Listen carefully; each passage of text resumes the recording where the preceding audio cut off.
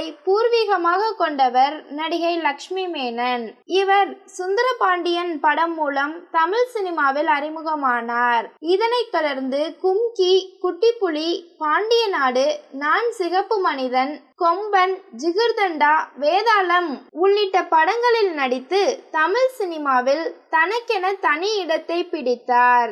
இந்த நிலையில் கடந்த ஞாயிற்றுக்கிழமை கேரளாவின் கொச்சியில் பனார்ஜி சாலையில் இருக்கும் இரவு நேர சொகுசு பார் ஒன்றில் நண்பர்களுடன் சென்றிருக்கிறார் லக்ஷ்மி மேனன். அங்கு லக்ஷ்மி மேனன் குரூப்பிற்கும் மற்றொரு இளைஞர் குரூப்பிற்கும் இடையே மோதல் ஏற்பட்டுள்ளது. இரவு 11-12 மணி வரை நடந்த இந்த சண்டைக்கு பிறகு லக்ஷ்மி மேனனின் நண்பர்களான மிதுன், அனீஷ் இருவரும் லக்ஷ்மி மேனனிடம் சண்டை போட்ட ஐடி இளைஞரை காரில் தூக்கி போட்டு காருக்குள் வைத்து அவரை அடித்து போகும் வழியில் நடு ரோட்டில் சண்டை போட்டு தள்ளிவிட்டு சென்றதாக பாதிக்கப்பட்ட நபர் புகார் அளித்து இருக்கிறார்.